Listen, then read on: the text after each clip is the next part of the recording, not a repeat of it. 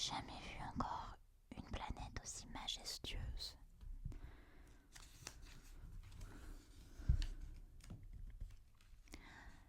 Elle est bien belle, votre planète.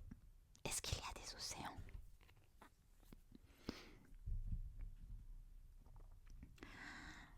Je ne puis le savoir. Ne puis le savoir, dit le géographe. Ah, le petit prince était déçu. Et des montagnes? Je n'aime plus le savoir, dit le géographe. Et des villes et des fleuves et des déserts? Je n'ai pu le savoir non plus, dit le géographe. Mais vous êtes géographe? C'est exact, dit le géographe. Mais je ne suis pas explorateur. Je manque absolument d'explorateurs. Ce n'est pas le géographe qui va faire le compte des villes, des fleuves, des montagnes, des mers et des déserts. Le géographe est trop important pour flâner. Il ne quitte pas son bureau, mais il y reçoit les explorateurs. Il les interroge et il les prend en note, et il prend en note leurs souvenirs. Et si les souvenirs de l'un d'entre eux lui paraissent intéressants, le géographe lui fait une enquête sur la moralité de l'explorateur.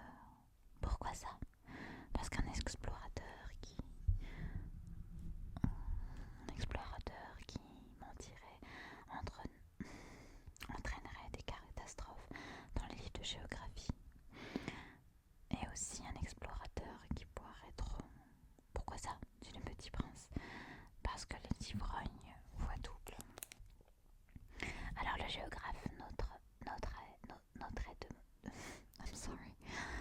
Alors le géographe noterait de montagne, là où il n'y en a qu'une seule. Je connais quelqu'un, dit le petit prince, qui serait mauvais explorateur. C'est possible. Donc, quand la moralité de l'explorateur paraît bonne, on fait une enquête sur sa découverte. On va voir. Non, c'est trop compliqué. Mais on exige de l'explorateur qu'il fournisse des preuves. S'il s'agit par exemple de la découverte d'une grosse montagne, on exige qu'il en apporte de grosses pierres. Le géographe soudain s'émut. Mais toi, tu viens de loin. Tu es explorateur. Tu vas me décrire ta planète. Et le géographe, ayant ouvert son registre, tailla son crayon.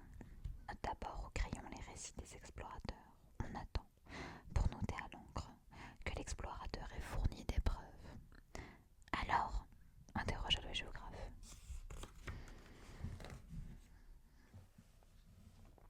Oh, chez moi, dit le petit prince, ce n'est pas très intéressant.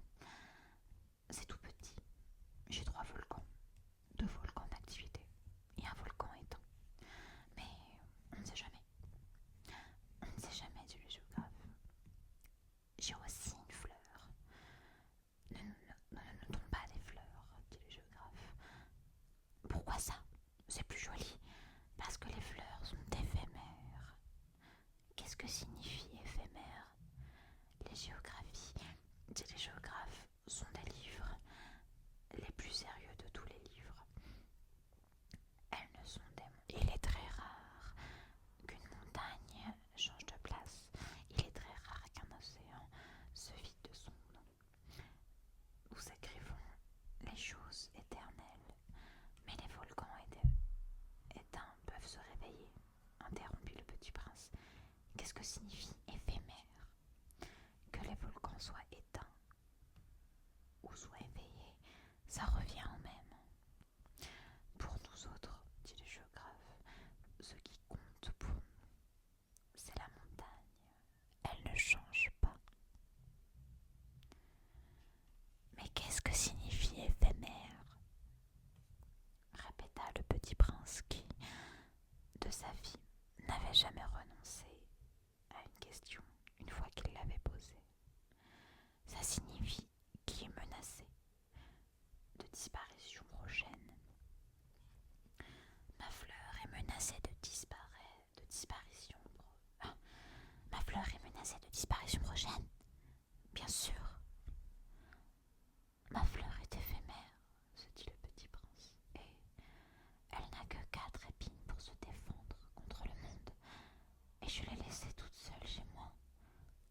Ce fut là son premier mouvement de regret. Mais il reprit courage. Que me conseillez-vous d'aller visiter demanda-t-il. La planète Terre, lui répondit le géographe. C'est une bonne réputation. Elle a bonne réputation. Et le petit prince s'en fut, songeant à sa fleur.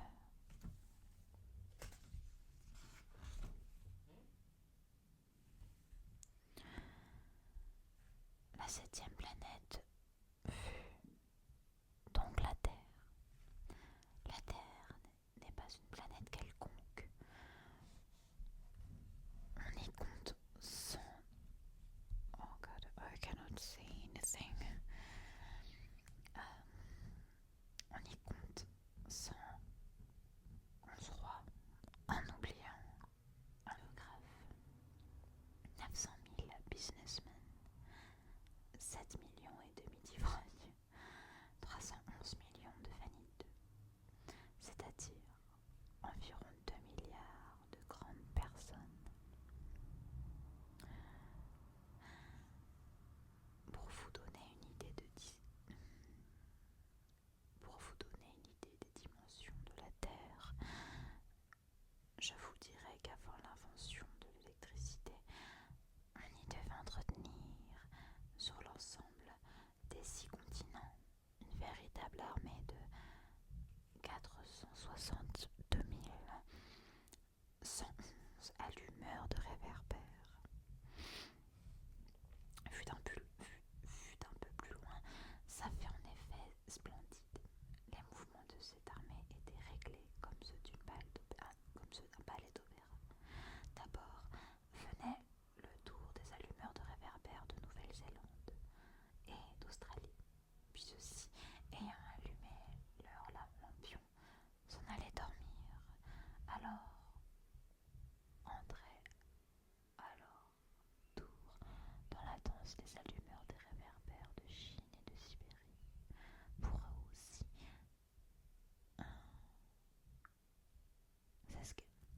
s'escamotaient dans les coulisses. Alors venait le tour des allumeurs des réverbères de Russie et des Indes, puis d'Afrique et d'Europe, puis de ceux d'Amérique du Sud, puis de ceux d'Amérique du Nord, et jamais ils ne se trompaient dans leur ordre d'entrée en scène. C'était grandiose. Seul l'allumeur de l'unique réverbère du pôle Nord et son confrère de l'unique réverbère du pôle Sud menaient des vies d'oisiveté et de nonchalance. Ils travaillaient 2 fois par an. Quand on veut faire de l'esprit, il arrive que l'on monte un peu.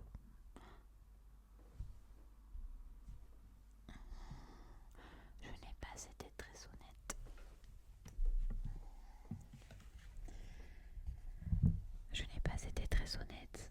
En vous parlant des allumeurs de réverbères. Donner une fausse idée de notre planète à ceux qui ne la connaissent pas. Les hommes occupaient très peu de place sur la Terre. Si les 2 milliards d'habitants qui peuplent la Terre se tenaient debout et un peu serrés comme pour un meeting, ils logeraient aisément sur une place publique de 20 000 de long sur 20 000 de large. On pourrait entasser l'humanité sur le moindre petit îlot du Pacifique. Personne, bien sûr, ne vous croiront pas. Elles s'imaginent tenir beaucoup de place. Elles se voient importantes, comme des baobabs. Vous leur conseillez donc de faire le calcul. Elles adorent les chiffres, ça leur plaira. Mais ne perdez pas votre temps à ce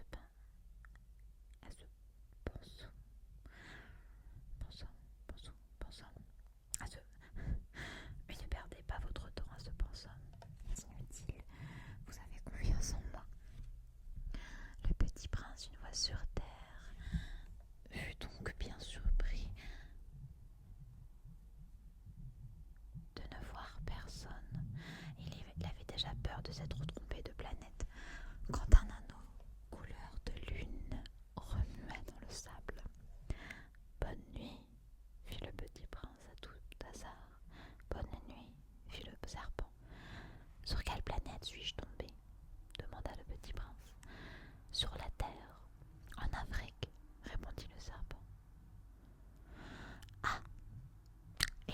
personne sur la terre. Ici c'est le désert. Il n'y a personne dans les déserts. La terre est grande, dit le serpent. Le petit prince s'assit sur une pierre et leva les yeux vers le ciel. Je me demande, dit-il, si les étoiles sont éclairées afin que chacun puisse un jour retrouver la sienne. Regarde ma planète, elle est juste au-dessus de nous, mais comme elle est loin, elle est belle, dit le serpent. Que viens-tu faire ici? J'ai des difficultés avec une fleur, dit le petit prince. Ah, fit le serpent.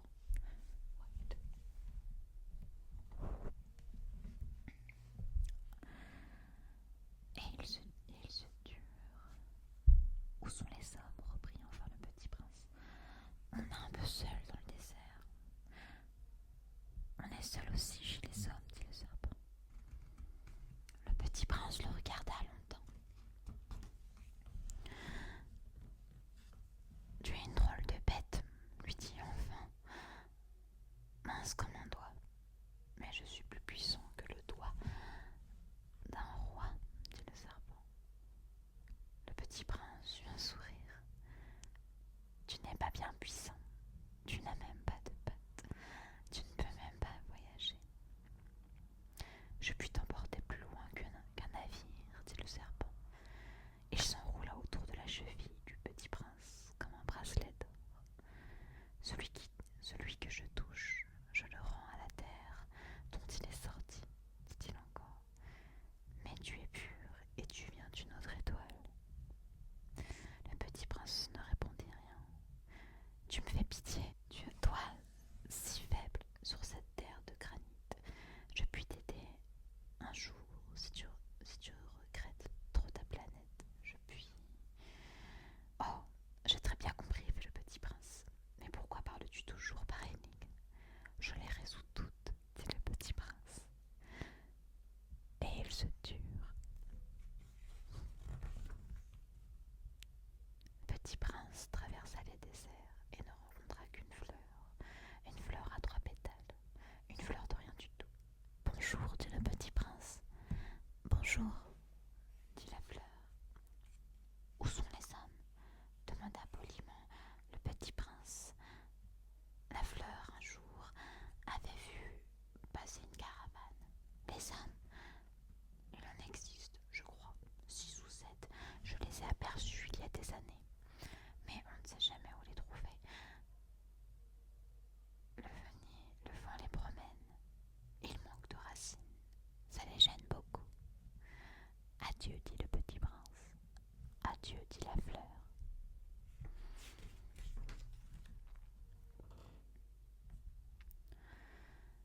Le petit prince fit l'ascension.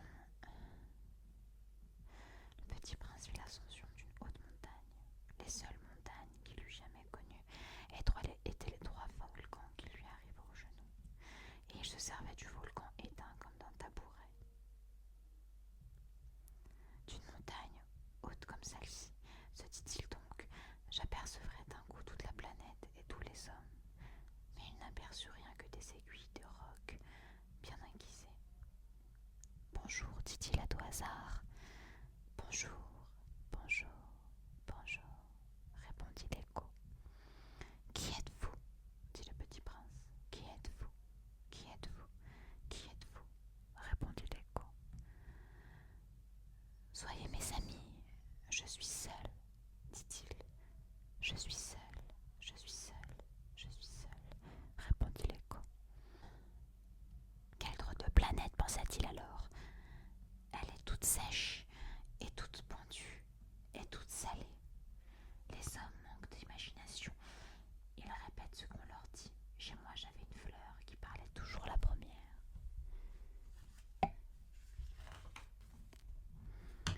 Mais il arriva que le petit prince, ayant longtemps marché à travers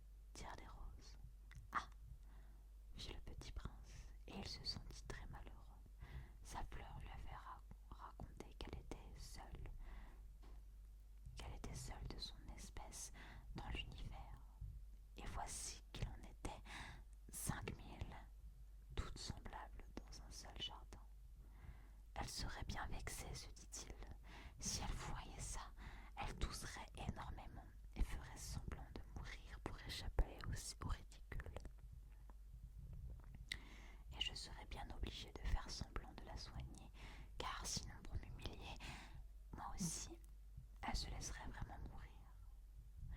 Puis il se dit encore, je me croyais riche d'une fleur unique, et je ne possède qu'une rose ordinaire. Ça c'est mes 3 volcans qui ne m'arrivent aux genoux, et dont l'un peut-être était éteint pour toujours. Ça ne fait pas de moi un bien grand prince, et couché dans l'herbe, il pleura.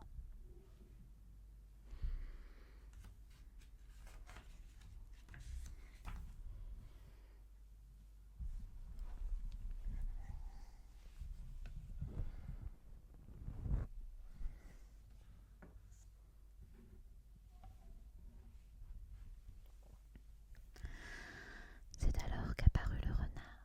Bonjour, dit le renard. Bonjour, répondit poliment le petit prince qui se retourna mais ne vit rien. Je suis là, dit la voix sous le pommier. Qui es-tu? Dit le petit prince. Tu es bien joli. Je suis un renard, dit le renard.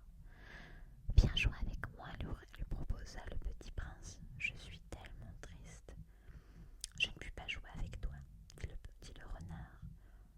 Je ne suis pas apprivoisé. Ah, pardon, fit le petit prince. Mais après réflexion, il ajouta. Qu'est-ce que signifie apprivoiser? Tu n'es pas d'ici, dit le renard. Que cherches-tu? Je cherche les hommes, dit le petit prince. Qu'est-ce que signifie apprivoiser? Les hommes, dit le renard, ils ont des fusils et ils chassent. C'est bien gênant. Ils élèvent aussi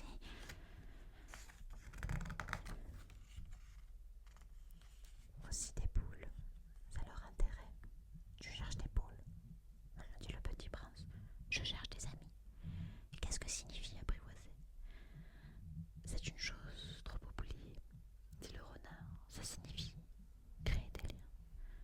Créer des liens? Bien sûr, dit le renard. Tu n'es encore pour moi qu'un petit garçon, tout semblable à 100 000 petits garçons. Et je n'ai pas besoin de toi.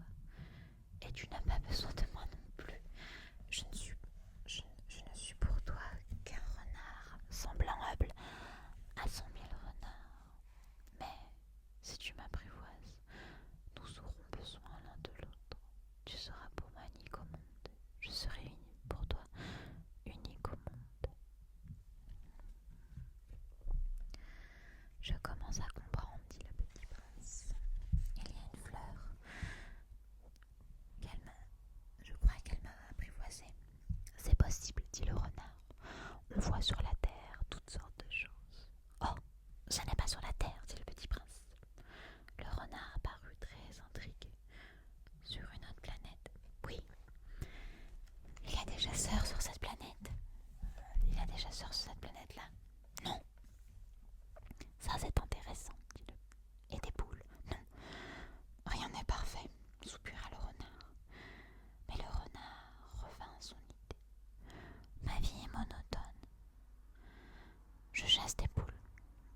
Les hommes me chassent. Toutes les poules se ressemblent et les hommes se ressemblent. Je m'ennuie donc un peu. Mais si tu m'apprivoises, ma vie sera comme ensoleillée. Je connais un bruit de...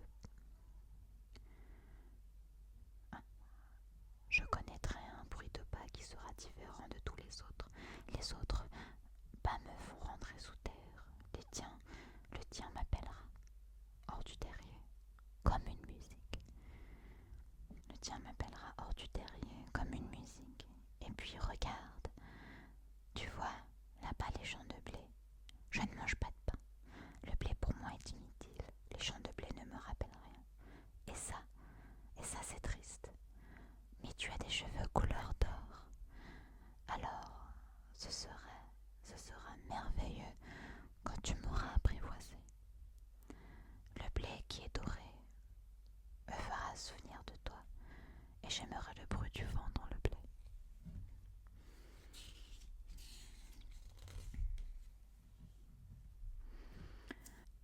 Le renard se tut et regarda longtemps le petit prince. S'il te plaît, apprivoise-moi, dit-il.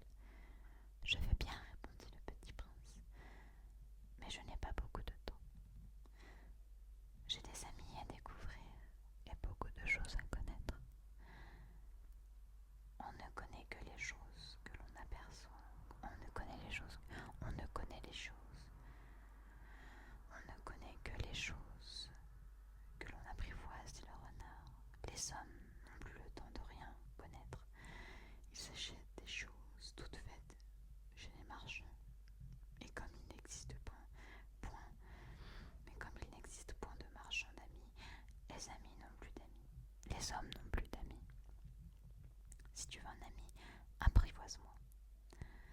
Que faut-il faire, dit le petit prince. Il faut être très patient, répondit le renard.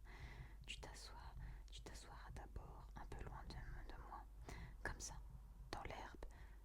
Je te regarderai du coin de l'œil et tu ne diras rien. Et tu ne diras rien. Le langage est source de malentendus. Mais chaque jour, tu pourras t'asseoir un peu plus près. Le lendemain revint le petit prince. Il eût mieux valu revenir à la même heure, dit le renard. Si tu veux par exemple à 4 heures. Il eût mieux valu revenir à la même heure, dit le renard. Si tu viens par exemple à 4 heures de l'après-midi, dès 3 heures, je commencerai d'être heureux. Plus l'heure avancera, plus je me sentirai heureux. À 4 heures déjà, je m'agiterai et m'inquiéterai. Je découvrirai le prix du bonheur. Mais si tu viens n'importe quand, je ne saurai jamais à quelle heure m'habiller le cœur. Il faut des rites. Qu'est-ce qu'un rite, dit le petit prince. C'est aussi quelque chose de trop oublié, dit le renard. C'est ce qui fait qu'un jour est différent des autres jours, une heure des autres heures. Il y a un rite par exemple chez mes chasseurs. Ils dansent le jeudi avec les filles du village. Alors le jeudi est un jour merveilleux. Je vais me promener jusqu'à la vigne. Si les chasseurs dansaient n'importe quand, les jours se ressembleraient tous, et je n'aurais point de vacances. Alors le petit prince apprivoisa le renard, et, quand l'heure du départ fut proche, c'est ta faute, dit le petit prince. Ainsi le petit prince apprivoisa le renard, et, quand l'heure du départ fut proche, ah, dit le renard, je pleurerai. C'est ta faute, dit le petit prince. Je ne te souhaitais pas de point de mal, mais tu as voulu que je t'apprivoise. Bien sûr, dit le renard. Mais tu vas pleurer, dit le renard. Bien sûr, dit le renard. Alors tu n'y gagnes rien. J'y gagne, dit le renard, à cause de la couleur du blé. Puis il ajouta, va revoir les roses. Tu comprendras que la tienne est unique au monde. Tu reviendras me dire adieu, et je te ferai cadeau d'un secret. Le petit prince s'en fut revoir les roses. Vous n'êtes pas du tout semblable à ma rose. Vous n'êtes rien encore, lui dit. Vous n'êtes rien encore, leur dit-il. Personne ne vous a apprivoisé, et vous n'avez apprivoisé personne. Vous êtes comme était mon renard. Ce n'était qu'un renard semblable à 100 000 autres, mais je n'ai fait mon ami, et il est maintenant unique au monde. Et les roses étaient bien gênées.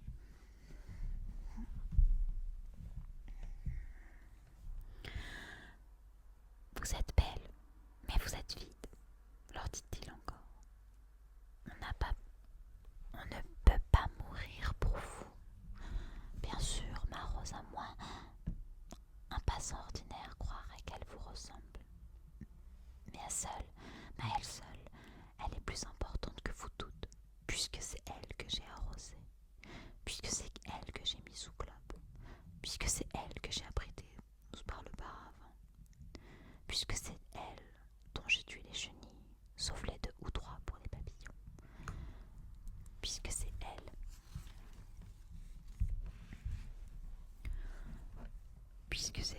que j'ai écouté se plaindre ou se vanter, ou même quelquefois se taire, puisque c'est ma rose.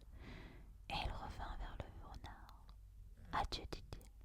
Adieu, dit le renard. Voici mon secret. Il est très simple. On ne voit bien qu'avec le cœur. L'essentiel est invisible pour les yeux. L'essentiel est invisible pour les yeux, répéta le petit prince, afin de se souvenir. C'est le temps que tu as perdu pour ta rose qui fait si importante. C'est le temps que j'ai perdu pour ma rose, fit le petit prince, avant de se souvenir. Les hommes ont oublié cette vérité, dit le renard, mais tu ne dois pas l'oublier. Tu deviens responsable pour toujours de ce que tu as apprivoisé.